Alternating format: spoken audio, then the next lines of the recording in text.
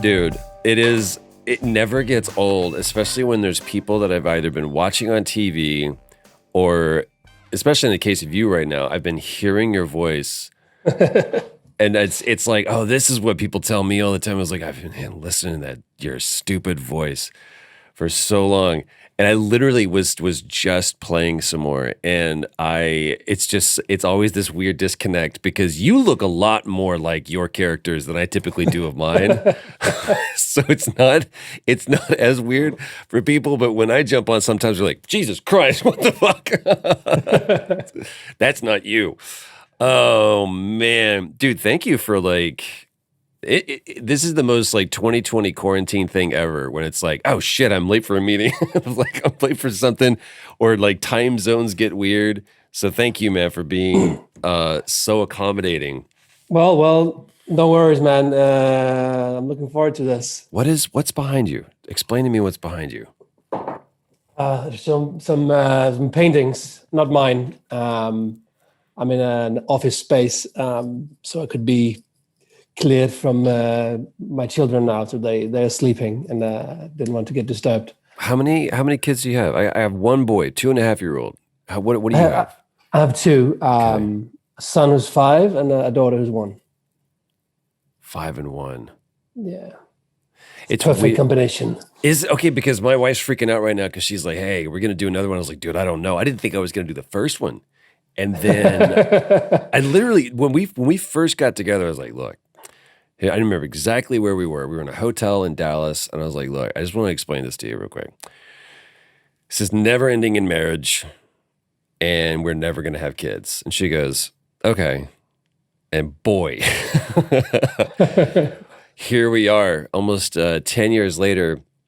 And our dude is awesome, man. It's the coolest. I always say this is it's the coolest role I've ever had. Being a dad is the coolest role I've ever had. And I played some really, really cool roles. What was it like for you? I mean, there's a lot of shit that I wish that I could go back and change roles that I had before once I became a dad. You mean character-wise? Yeah. Stuff you would have done differently? Or? I think so. I mean, and again, I don't subscribe to regrets. To me, there's a lot that I would have done differently, but I wouldn't change a thing, right? That's the way that I can look back and go, that was a foolish thing to do. But every left, every right, every decision I've ever made has led me right here. And I like here. This is cool. It's weird, but it's cool. but as a dad, because I think you're a little bit younger than I am. What would you change anything? The second that you became a dad, you're like, oh fuck, now I understand what that's like. Did you ever have to play a dad when you weren't a dad? That's a good question. Maybe that's a better question. Well, to your first question, no, I don't think I would change anything. Cool. Because as you said, that brought me here. So obviously I've done some stupid, crazy stuff in my youth. Looking back, thinking, "Oh God, man, how old were you?" But I wouldn't change anything. And I did play a dad before being a dad, but it just made so much more sense after having a kid to just be the parent character in a series or on in film or a theater. You just understand shit. Yeah. You just know. No. That's diaper number 1,000. It's not like, oh, it's just whoop to do next. What is that like too? Also, because we're out of, for the most part, out of diapers. Almost. We're almost there. It's like walking around normal day life, but it's like putting him down. There's going to be a diaper situation or there's going to be a pull-up situation. How is that you finally emancipate yourself from the diapers and then you go back into, you got a 1-year-old. Was that were you just diving into that? You were like, I miss diapers. I'm like, there was something that I did that was so good at it, or was it like, fuck, we got to do diapers again? But we knew we wanted another kid. Okay. And how many? Do you have a lot of siblings, or are you the only one? I have one. Okay. My wife has 3. Okay. So we knew would like to have 2 kids, right. and we knew that we didn't want them to be like 10 years apart. Sure. But it also just hit us when we got the second one. We just clean of, diapers. We could just like an addict. I was clean, man. I was clean. Fucking clean, man. And then they pull me back in. No, but we'd managed that he could sleep at friends' houses at my parents easily for a couple of days, and every good friends could keep him, and we could go out for a movie or a dinner or whatever. And it was just so easy. It's like, yeah, now it's perfect. We're back to the normal life, and then wow, and back to we can't get both of them. Okay, and then pandemic hit. Hard too, man. Yeah, I can't imagine. Like Traveler was a year old. I mean, almost a year old. It was a year and a half. So he spent his second birthday in quarantine. So it's been a little bit different. But he's at that age right now where he's like, okay, he just kind of rolls with the punches and he goes with it. I don't know. Like we've got a lot of friends who their kids are like 5, or older, and it's like, these guys are used to going to school and they're playing soccer, and it's like we don't do that shit anymore. So I'm grateful, kind of like where this. I feel like we're a bit of in that perfect sweet spot. But I speaking of stupid things in our youth, because I love to talk about that shit. I hope that throughout this conversation you either there's some things I want you to confirm, and then there's other things that I want you to like dispel with the myths. That about I just or well, really, if anything, it's like I'm looking at you right now, and not that long ago, man, you didn't have this beard. No, like, you shaved it off. Like, how quickly does that come back? 'Cause that's not fair. Like, this is since I was like 16. Like, this is this is me just like a Play-Doh doll, just going for it. But you shaved that off not that long ago, or is that just an old picture? How long have you had that beard? I don't know what picture you're referring to, but it because it takes me a couple of months to get a good big full beard. Is that a good full beard, or is like this is getting crazy now? No, this is a little longer than a good full beard, but I've cut down the sides and. You're like full ZZ Top right now, like in the coolest way. You're like Dusty Rhodes hardcore right now. Well, I'll take that as a compliment. It is. Are you kidding me? Fucking spin your guitar around, man. Did you have that when you went in for Assassin's Creed? I had it when I went through all the editions, because I was doing the Last Kingdom. So I shot my last scene of the Last Kingdom last July. And then I flew to Canada and started shooting motion capture for Assassin's Creed a week later, and then cut my beard off. Did you cry? Was it a no, thing? No. Did they make you? Did you have to do it? Yeah, I had to do it. I could probably have just gone, no, you fuck you, or stuff like that. But this was for, this is the lead character. They need to do all the facial scans, and my face stops here, Yeah. So there's a lot of shit here. I've had to do that. There's a few people that I would walk in, and they would always call bullshit too. They're like, Troy, man, you got to shave. I was like, continuity, man, I can't. And they're like, dude, come on, please don't make my job harder. Because they can put, and I don't know if you shot on the same stage that I did at UB, did you have the dude that every time he put the dots on, he would go like this? And he would like do this like little dance where he had perfectly framed, he'd be like, hey man, what's going on? And he would go, whoosh, and he would just put the dots like so meticulously on my face. Because I don't know where you shot. Did you shoot in Montreal or Toronto? We shoot in Montreal at the Alice studio. Okay, I shot in Toronto, so never mind. Dang it. So this guy, I didn't meet him. Didn't meet that guy? How do you get that? I mean, clearly you're a working actor. You've done a bunch of stuff. Well, I'm going to talk about Last Kingdom almost as much as I'm going to talk about Valhalla. Because Last Kingdom, like, fuck it, we'll just get into that. Last Kingdom pulled me in because I I was an apologist for Vikings, not just the people, but the the series. And because all of a sudden it was like, here's this series that's coming out, and it's like going to be like, it's History Channel, blah, blah. And it's like, holy shit, this is actually really, really good. And then that like ended, and it was of course fantastical, and it takes a lot of liberties and a lot of creative licenses. Well, they put all sagas and all of Viking. Yeah, there's like time Viking jump shit. Into one family. Just boom. But then all of a sudden, there's like, I look at Vikings, Game of Thrones is Call of Duty, okay? And then Vikings is like Battlefield. And then you've got Last Kingdom, which is like Ghost Recon. It's like, no. This is serious.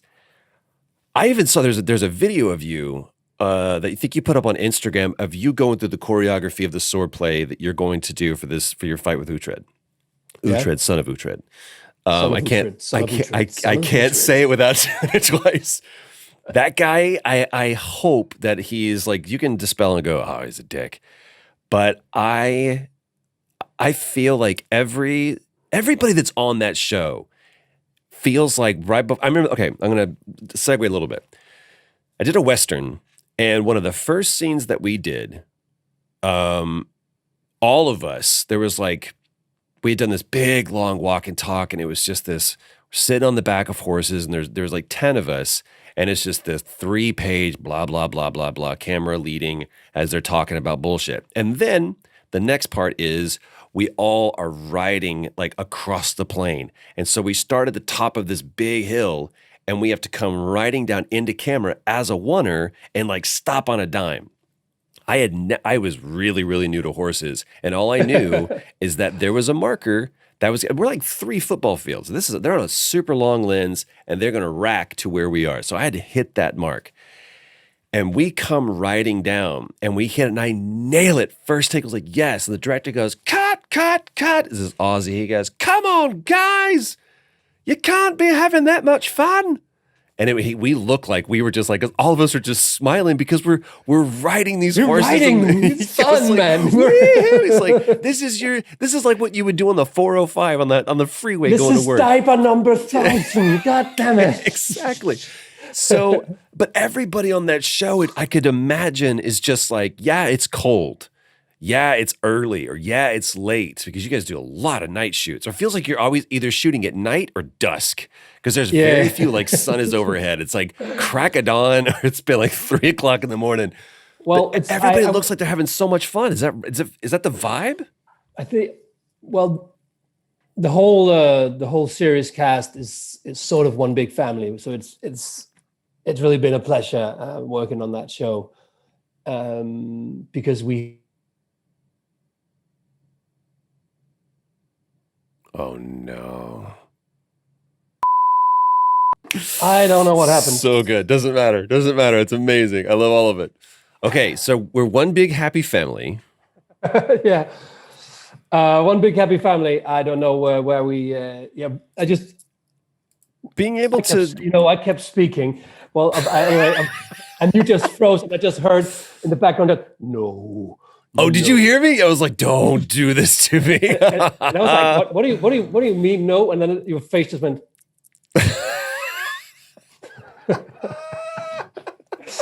Well, okay. I just said that we hang out when we're not filming, and we work out of Budapest in Hungary, and it's a fantastic city to be in, especially in the spring, summer, and autumn. So that makes us all pretty happy together, and I think that makes everything easier. And Alexander Draymond, who plays Uhtred, son of Uhtred, he's not a dick. He's a really, really great guy. He really is. He's very professional. He's the best stunt man on set. I was gonna say, man, I've looked for some of those times where I'm like, that's not him, and I'm like, man, he is doing those. Dang. That's like the small stuff he's not doing. Obviously, we have stunt doubles, sure. All of us, but that's mainly because of horse riding, because of insurance. We can't. You Yeah. can't gallop a horse if unless you are like the most skilled fucking rider. That's. Have you ever done it? Yes, I have, Okay. but not on. But I haven't galloped on the show. I wasn't allowed. So that is mainly what my stunt double has been doing, and then they rehearse all the fights, and then we look at them and we change stuff, and then we learn them with them, and then they just stay next to the shooting, next to the set while we're filming it, and every time we have a break, they will go in and help with the camera, and be there in the same costumes and with fake red beard and all that. And then when we're ready to shoot again, we'll come in and take their places. That's sort of how they do it. When you get approached for a show like that, I mean, I don't know if, because like every time there was a Western, and I was like, I grew up in Texas, so it's like, oh God, you guys are going to get it wrong. And it's like, all right, everybody wants to see this. Do you feel like a show like The Last Kingdom is honoring this heritage, or do you feel like it's I don't know, do you look at it kind of do an eye roll? You're like, no, this is like, I want people to know where we come from and the history and the lineage of this and why it's so important. Do you feel like it's a lost history, or do you feel like it's still relevant? Like, do you take pride in that, or is it just really cool as an actor? Like, how important do you feel that lineage is today? I think it's part of my whole life. It's part of my upbringing, Norse mythology. And the Vikings, and of course, I like it when it's treated with respect. Yeah. And I think that The Last Kingdom, especially The Last Kingdom, do that because they look into the politics as well. It's not just bloodthirsty Vikings. It's about more than that. And you have a lead that swings both ways. And so obviously I look at a project and I go, yeah, this is fun. This is a good gig. And how much of me and my personal likes can I put into this or into the character to get the best possible result from my perspective. So that's sort of how I deal with it. Obviously, if they were some fuckers and all the script was shit, I wouldn't have joined the show. But I knew the show prior to getting the job as Knut. So I knew this was good. Well, especially your character too is not it's not a literary character. It's a historic, and most of the characters in this are historical characters, right? And I'm sure that there has to be some creative license that's taken. But the thing that looking at a timeline of this, your characters, there's a crossover from Valhalla, AC Valhalla, to Last Kingdom. Yeah. Like, especially first season of the Last Kingdom. So if there's a spoil in there, I don't want to know, because I'm still, again, like the thing that I've been doing, and the beauty of Assassin's Creed is they're like, first mission is just go home. I've been just jumping off islands and just hunting. Are you still in Norway? Oh, hell yeah, dude. Absolutely. I've not made, what's so funny is I thought I made it to England, and it was like, wait a minute. It's like, well, this is the cliffs of Dover. And I was like, either they're doing a really interesting choice, or I was like, oh, this guy's crazy. Okay, got it. Oh, I mean, yeah. That small side quest or dude. world event. Yeah, I remember. That's how much of like, it's pretty fucked up, dude. First of all, I love it's one of the same thing. I don't know if you played Ghost of Tsushima, but it's the same thing. It's this beautiful meditative, just I love emergent gameplay. I love when it's like, there's a whole story if you want to play it. And this is the thing that keeps bringing me back to Assassin's Creed is, here's a whole thing if you want to do it. But there's also just this world that you can explore. And through that, I feel like I've learned so much about your character. And man, your performance, dude, is, I just want to say one actor to another, man, who has suited up, and which we'll talk about in a second. You really have done some good work, man, especially in I love when people play against type.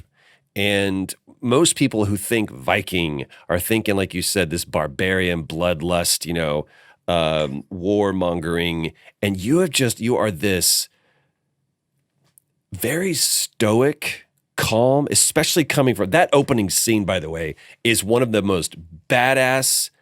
I would love to see the behind the scenes making of that scene, because the whole first fight scene is just so beautifully choreographed and perfectly scored. My hat's off to everyone at Ubisoft, because it was beautiful, and what a great way to introduce us to the world, to the character, to set up backstory without exposition, to completely narrativize it and dramatize it. But you said you came off of Last Kingdom and you're shooting in Budapest, and then all of a sudden you fly over to Canada and you go from playing essentially one Viking to playing another. But there's a whole different kind of set that you're going to now. It's easy to feel like Knut, the badass, when you've got the period piece on, you've got a horse there, you've got the sets there, you got this, and then they go, oh, here's your wardrobe. Yeah, and take off the beard. Take off the beard. You're like, I'm Samson, motherfucker, and don't do this to me. Yeah, that's a weird shift. And thanks, by the way, for all the kind words. Yeah. It was weird the first couple of days, especially the first day of shooting motion capture. I was used to having an army behind me and looking like a billion and sitting on a black stallion, And nope, and that's a sawhorse. That's boxes you're sitting on, So I just had, and also that helmet fucked me up because you have 4 cameras here, and I couldn't get closer to people than this, because then our helmets would just. Did you lock horns with anybody? By the way, yes. For anyone who doesn't know. For technical. Oh my God. NG. Fuck. Or even best, when your helmet goes flying off, and if you look in real time, your character model just literally loses his head. For anybody who may not know, there's what's called an HMC, a head-mounted cam, and some have a single camera, 2 cameras right here in the center, or they'll have 2 stereoscopic cameras on either side, and they literally look like antlers that like tusks that are coming out of your face. And they'll protrude about 8 to 10 inches away, depending upon the shape of your face. And so if you want to do an intimate scene, or you want to do like a fight scene or something like that, we've literally locked horns with people, and they are very secure, like a helmet to your head. So if you move the wrong way, it's not a good, like I've wrecked my neck doing this before. So yeah, it's a new level of acting, that everything that normally informs your performance, the millions of, the scores of people behind you sitting on your black stallion, that informs your performance. Everything in a mocap stage or PCAP stage is actually working against you. Yeah. It's like shooting the rehearsal.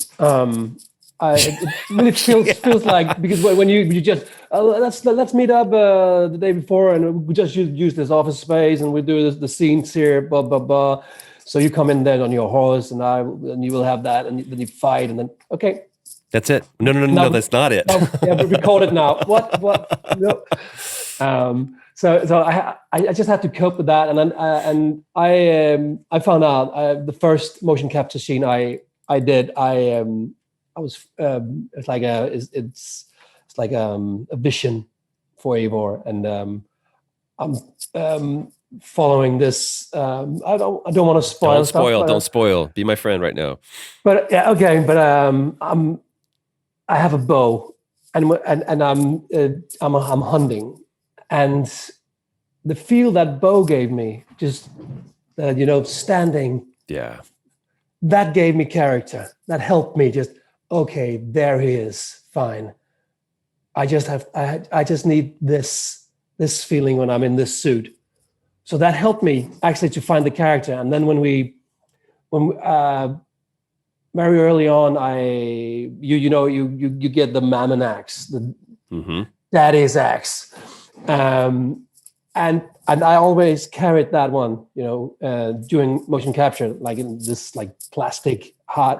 hard, heavy plastic axe, and I had that in a belt, and that also gave me like the feel of being able to always grab that axe, and just so like small things helped me cheat myself into just forget the helmet, forget that you look like you're doing aerobics in the 90s, whatever.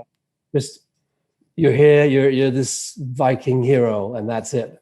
What did you find liberating though about the performance or about that kind of process? Because for me, one thing that I do enjoy is there's a difference when you're like, okay, so we're doing this this is my cover, so we're doing this for this camera, so I know that I'm looking at it, and I have to stay, no, don't go here because you're out of focus. You need to stand right here. All of those technical things go away because cameras are everywhere, and we'll shoot our cameras later. So you mentioned theater. So whether you're doing, TV or games or a play. So I mean, did you have theater experience before, and did that kind of like bring you back to it? Again, it's about the rehearsal. It sort of feels like that because you're also in this big empty room where it's make believe. These boxes are the roots of Yggdrasil, Right. Okay, okay, and and over here we have this sort of set pieces that is the castle. But it's not. It is. It's so shooting green screen is just. It feels like being in a rehearsal room all the time, and when we're used to that, it's just okay, fine. We'll give it hell in here, and I think the great thing, as you said, is that there's cameras all over. You have 100 cameras in the ceiling, and you have 4 Steadicam operators running around, and you have 4 cameras shooting your face. So they can just, if you make a really good take, that's it. Yeah. They don't have to. We turn around or because they have it all. Yeah. And that's nice. So you move faster, especially when you're prepared. If the actors are not prepared, it's fucked. What was it like being able to, for the first time, kind of look back and I always love that moment of loading up the game for the first time. And I don't know if you played it throughout development, because a lot of times they'll be like, "Hey, you want to see something?" And you kind of get to see like works. Yeah, I've played that. Yeah, we don't have the faces on yet, but your voice is in. Okay, and they're all this doing is this, weird. just moving around. Yeah. But what was now it like the for the face first is time? on, but the mouth is not working. Okay, cool. But so have you played it? Yeah, I have some of it, Cool. and I really like it, but I also find it very weird. In what way? Because I know everything. I'm listening to my own lines. It's like, Right. and now I say that. Oh, that's the inner self line I did when I. Okay, this is. Oh, that's how they did that dialogue. Okay, that's how they put the characters together here. And because when all the motion capture, I know those scenes. I know exactly what I did and how I moved and why and when I turned and when I lowered my voice but all the DS1s, DS2s, DS3s, DS4s, if you know what I mean. Sure. All the just voice recordings, you don't exactly know how they're going to put that together. Mm-hmm. And I'm getting off the game and just looking. Okay, that's a weird take. I'm Sure. suddenly just I'm back to working on the game. Right. Like, oh, can we fix this? So I recently played with one of my best friends, and I just let him play, and I just sat there with him on a big screen, and because then I could just relax and look at it, and he could play and be Oh, dude, I love couch playing. It's one of my favorite things. And he, by the way, he Really loves good. your work. Oh shit, cool. That's awesome. And when I told him, so I'm doing this podcast with Troy. Fuck no, man. So I need to salute you and say keep doing the good work from Adam from Denmark. Hell yeah, man. Hello, Adam. Have you do you? How is that different? That process of like, because I mean, the same thing happens. You work on Last Kingdom for I don't know what 3-4 years now, at least 5 years. 3 years. 3 years. On and off, yeah. So you do that, and then boom, it's now available, and you can watch it, stream it, whatever. you don't necessarily have when you're shooting, right? I can't remember the perspective that we have. It's like an 18 mil lens that our eyes are actually at. And then once that gets reduced to a 35 or a 50 or an 85, depending upon the vision of the director for that scene, for that moment, you can go back and you can watch playback and you can even step behind the camera when they're shooting or turn around or whatever. But it's still different when you see it scored, color corrected, edited, and put out.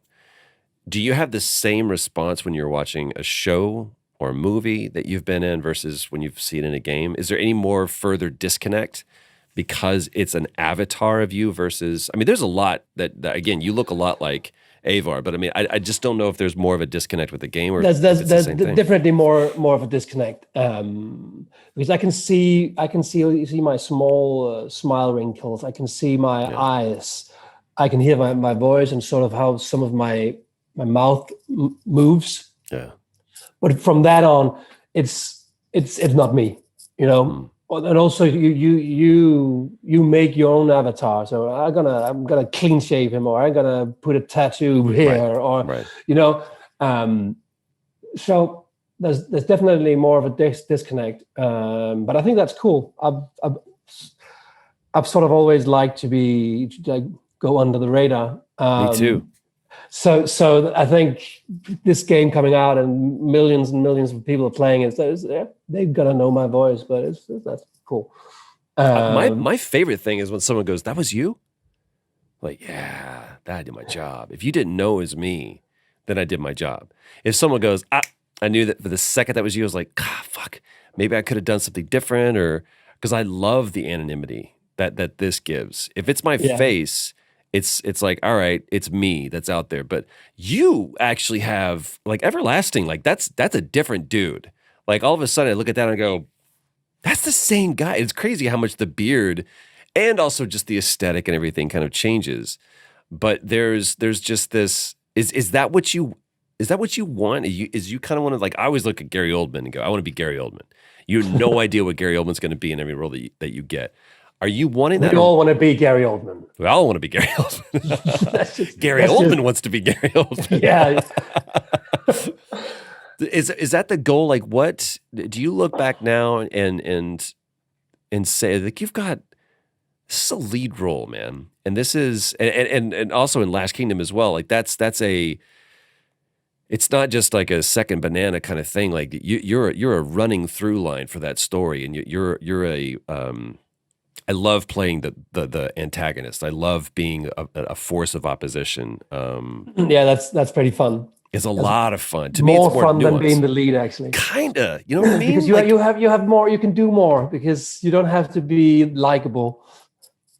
Yeah, or if you do, you don't have to be likable, but if you make them likable, yeah, exactly. That's the right? point. But you don't have to go for that. I always I there's a lot of people seeing me or seeing Knut as the bad guy in that show. I never portrayed him as a bad guy. No, everyone's the hero of their own story, right? He's just ambitious, man. That's it. And he's clever. He's the first Danish politician making other people move.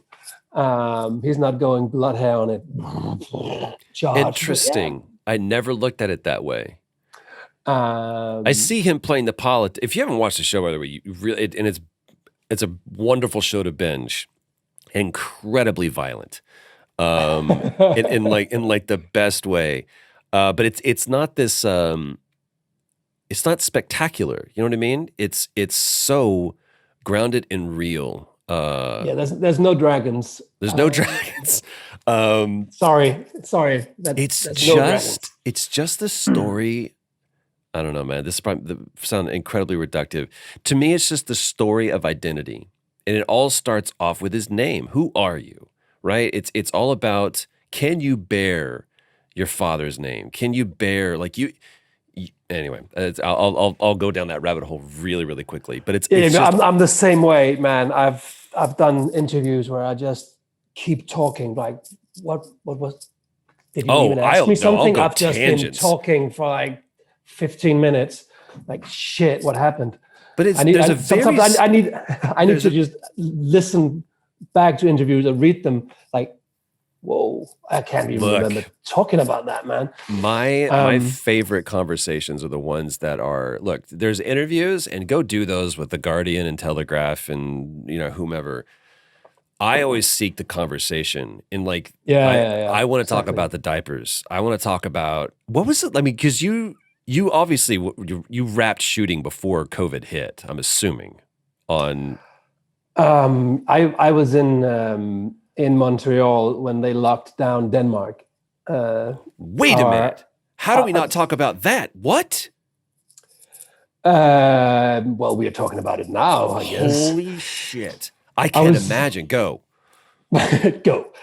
Well, we were shooting the last batch of motion capture in Montreal, and COVID had hit Europe, especially Italy and southern Germany, and the talks about what's going on, and my wife got worried that if they locked down Denmark, I wouldn't be allowed to go home. And I was just, no, it's fine. We're shooting here. I'm flying home Sunday and blah, blah, blah. And then our prime minister locked down Denmark, and we had 1 day left of shooting in Montreal, and like, fuck, what are we gonna do? And my wife just wanted me to go home. And I'm like, but and then the foreign ministry said that they wanted every Dane to go home. And so I shot 1 day more, and then I was allowed to fly home. The production was like, could you maybe stay for another week? No. Because we would like to, but yeah, fuck no. So did you just do VO? Like, look, I did something, I did a lot of stuff in COVID, and there was stuff that I was supposed to, shoot. We were supposed to go and do full performance capture for this gig, and they're like, we can't do it. So I ended up somebody else shot my mocap, and I did all the VO. Yeah. And it really bummed me out, but it couldn't be helped. But I immediately in that situation were like, hey, they just locked down your country. I'm like, I'm the fuck out of here. Yeah. Like, especially if we're our dudes in our 20s, early 30s, no family, I'm solid. Whatever, man. I'll roll with it. Yeah. But you got family. I was like, I'm on a plane. Exactly. I fortunately just missed my last time that I was on a plane was March 1st, and I was flying to Kuwait for a convention, and I landed in London, and I got a message from my manager that says, "Do not get on the plane to Kuwait. They've shut the entire country down." I was like, "What?"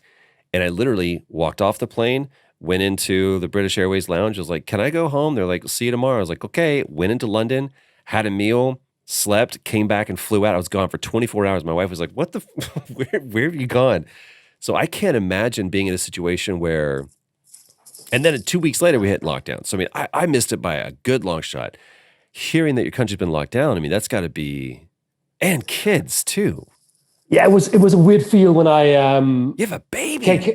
When I landed in Copenhagen, and I was like, I hope I'm allowed to come in to walk through customs, and there was no problem, and there was a lot of people in the airport just coming home, and from all over the world. So yeah, it's been weird, man. But it's just been, we've been home. Have you been working since, or I mean, like, did you wrapped up on? You said you finished up Last Kingdom, and then you flew to Montreal to shoot. So Last Kingdom was done.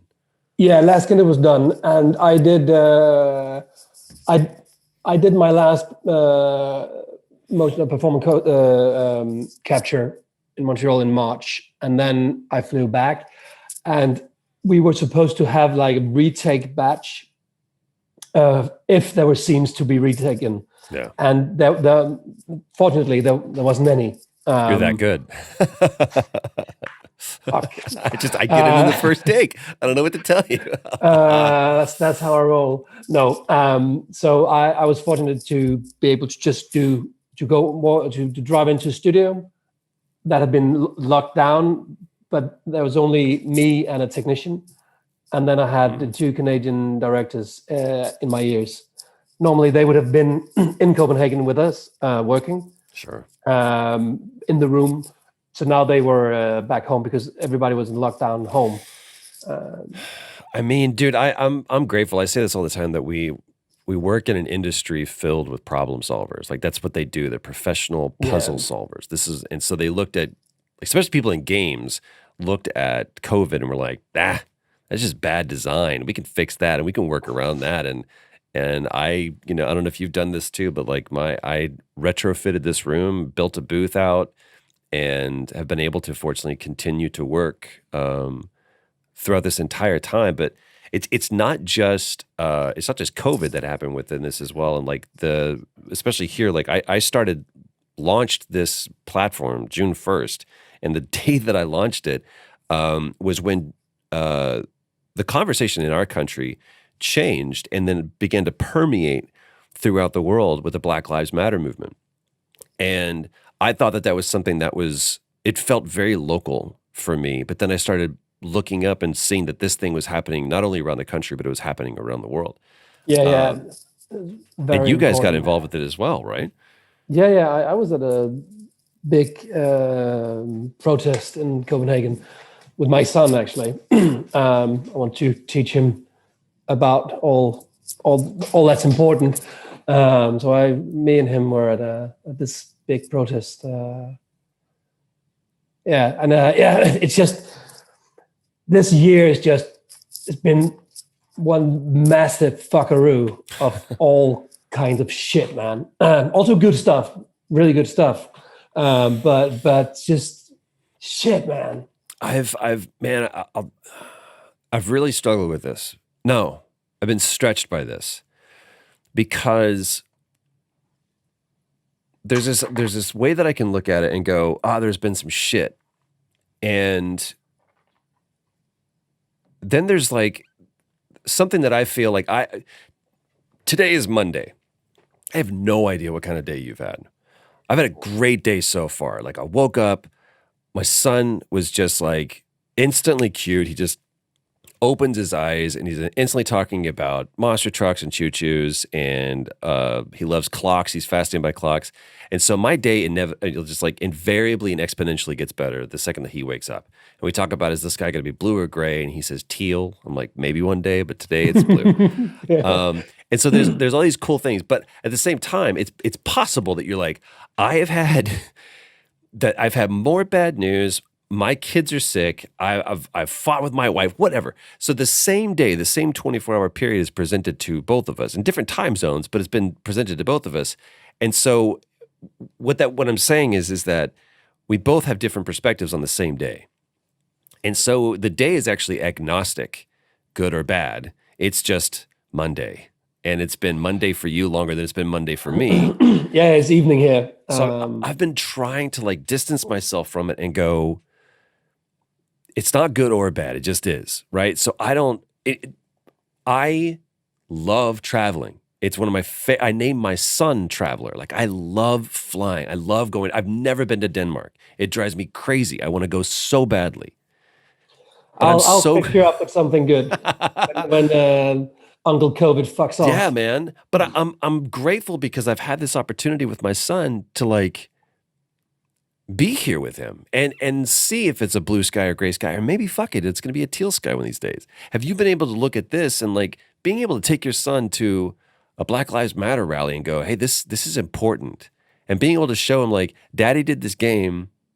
This is our heritage. This is our culture. Like, I don't know if you and I, as people who work and travel a lot, you've been in Budapest, could be in Montreal. We miss out of some things. And so I look at this and I go, it sucks. There's a lot of this that is clearly objectively bad. But I could also look at it and go, I'm grateful. There's also a lot of good stuff. I've had way more time with my family than I would have. But also I was supposed to I've been making sure that my contracts have written in that I can bring my family. Yeah, dude. Because it matters. Otherwise, I just want to go home all the time.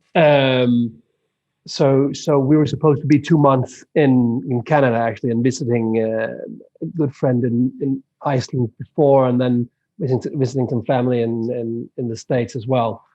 And I was just supposed to do the voiceover over there. And that didn't happen, you know. So that was fucked. But then again, we were just home, and I could see my son. I took my son out, did all kinds of stuff with him, and my wife had my daughter. So we connected even more as a family, and that is so great. So there's good stuff, and suddenly we found out we wanted to move to the countryside, and that wouldn't have happened. And if we had been in Canada at that point, so suddenly now we live in the countryside instead, and that is fantastic. Have forests, and lakes, and fields, and there's space and green. Kids love it, and we love it. So that wouldn't have happened. So there's always like a silver lining. Yeah. But this pandemic is just, there's so many people dying, and and I know a lot of people who've been sick. I don't know anybody personal that's died from it yet, but it's just tough to look at, and people can't be intimate. People can't meet up more than 10. That's the thing that I miss, man. I'm a big hugger. Like, so when I'm a hugger, man. Yeah, man. Like, come here, dude. So that is something. And even watching it on TV right now, I'm like, those people are doing shit that I want to do. they're touching each other. Oh. So I understand that. But you've been able to. You've worked in your home studio. Yeah, I mean, right. And there's some studios that are like, hey, we're completely COVID compliant. So basically, there's some studios where I can just literally walk straight in from my car and go straight into a booth. I've done some performance capture where they were COVID compliant, and it was crazy, like the amount of safety precautions that we did and how we functioned. And basically, it was like, unless you have a speaking lamp, put that mask on. Limited people on set. But it was cool that people understood. It's like, we've got to find a way to be able to work, but not at the expense of people's health or people's safety.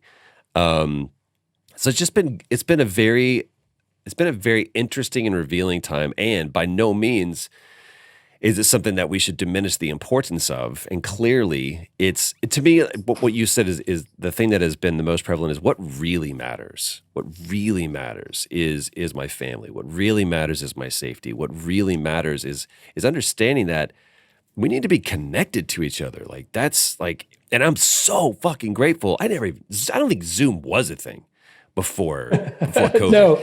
And it's given me the opportunity to sit and have conversations like this with people that there's no way I would have been able to. You and I may have like crossed paths at a con, and I'd be like, dude, I'm playing Valhalla right now. I loved you in the Last Kingdom. It was super fucking rad.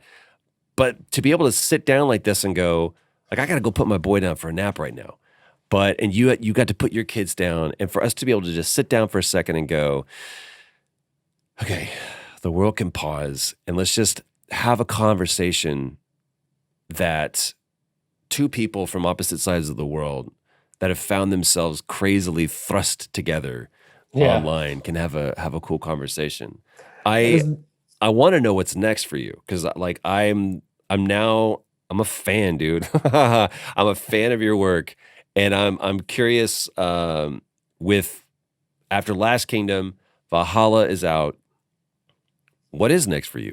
Can you talk about? What do you want to do? Besides living in the country with your family. That's it. No, but I want to do all kinds of stuff. I want to hug again. That's for sure. I've been able to work during this, doing some Danish television series, which has been nice to come out and work. But I've been pretty locked in during this with the Assassin's Creed. Keep doing DLCs for it, and then there's obviously stuff I can't talk about, and there's stuff in the oven, and there's but I want to work more in games. I think this is pretty cool. This was my first game, and what a way game to start, man. That was I just jumped on the bandwagon. So I would definitely do more of that. I think motion capture is so fucking fun. Yeah, dude. So love to do more of that. Yeah, I actually want to ask you about your work on Joel and The Sure. Last of Us. How much of it? How because you did the first one. That's 7 years ago or something like that. We started working on that. I think I got cast November 2010. So January 2011 is when we started. I want to make sure that's right. So you went 2013. So 2.5 years. So you weren't a dad at that point. No. Because you asked me about playing a dad earlier. Yeah, that's why. Like would you have done that differently now? I don't think. I don't know if I could have done that Sarah scene. I don't know if I could have done it. Which to Neil's credit, he conceived that scene because he became a dad, and he was like, "What would I feel like if my whole world was lost?" Like, and I commend him for being able to. My wife and I, whenever there's something bad that we think about with Traveler, it's like, oh man, you get that flash image of like he's walking towards the street and you stop him and you're like that image of just like, what if he kept walking? And sometimes you gotta, yeah, exactly. Sometimes you just got to play it out and go, just play it out. And my wife and I will sit there and we'll literally go, worst case scenario, what happens? She's like, he walks out in front of the street and it gets hit by a truck. We're like, okay, so we get it out there and we don't hold on to that image. We just let it pass through us. And I don't know if I could in a. I think that scene would be completely different now. And I think that I would have found a different truth than the one that we presented. But the truth that I found in that moment was the truth that needed to be told in that moment. But it definitely, to me, changed a lot when we shot like the final scene. Like there's so much in part 2 that was informed by being a dad. And just the love between Joel and Ellie and the understanding. That what's weird though is there's a difference between having a 12-year-old and then having a 19-year-old, and I don't know what that's like either. So I feel like I'm always chasing this progression of what it's like to be a dad. But it's the beauty of what we do is we are in the business of make believe, and that make believe for me has been a beautiful catharsis and imagining of going, when I do have a 19-year-old, when I do have a 12-year-old, when I have a 5-year-old. Yeah, but it's also that you find out you have that extra hole in your body where your heart just gets bigger, and I didn't know I could love somebody that much as I love my kids, because I love my wife like tremendously, but suddenly there's a new love in town that just whoa, and now I have a toddler, and it's just when she smiles, it's like, oh fuck me, I'm ruined. I'll give you anything you want. I'll give you anything you want. You've just been throwing your food down, and I just love you, man. So for me, because and Last Kingdom, when season 4 with the whole losing my son, all that, also just thinking of, fuck man, what would happen if I lost my son, just stabs me. So it's just, and I think acting out scenes like that with the knowledge of being a parent is just bigger. I'm not saying you can't do it, but it's just you know stuff. It's just there's just extra layers. How much motion capture did you do for oh my God, dude, The Last of Us? We shot over. Is that all motion capture, or like Red Dead Redemption, or is it more this scene and this scene and or how many cut scenes? I think there was over an hour and a half. I think it was like hour and 45 minutes of cut scenes probably 2.5 hours worth of everything, including in-game cinematics and everything that we did. So we shot on that game for 2.5 years, and obviously for part two is exponentially more. There's like 3 hours or something of cutscenes. I can't remember. And by and large, and there's a lot, there's a lot of VO. It's be my eyes. You have to do all of those interstitial VO lines, but it's really those moments, those cinematic moments that I love. To me, the best part is when you can make them feel like they are just completely cohesive, and there's not like, here's the cutscene, here's the end game, which Red Dead Redemption did so well. And so far, the beauty of how the world in Valhalla talks to me outside of those cinematic moments is it's been really, really. I've really been impressed with how they do that, because a lot of times it can be very dissonant. So it is definitely the exhaustive amount of work that goes into making a game of either Valhalla size or Last of Us, to me, just boggles my mind. Absolutely boggles my mind. As a father, talk about peeling back the layers. It's those things that I can see in you the same thing, that this is why we do this. We love the opportunity to, whether it be with scores of warriors behind us on a black stallion, or if we're in a big vacant room, or in our closet with blankets and a microphone. It's the opportunity for us to be able to peel back those different layers and reveal the true person that is inside, the storyteller that's inside, so that we can either embrace or dispel the various slings and arrows that come at us from the real world. And that's why we get to play pretend. Yeah, it's all about storytelling.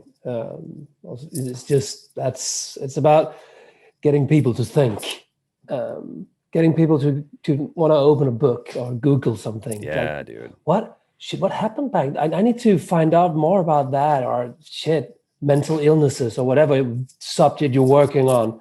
Like, it's about making people, well, smarter. I think it's that's what art has always been about, like getting people to think. And that's also when you get those projects where you just know, oh, this is a thinker, that's the best.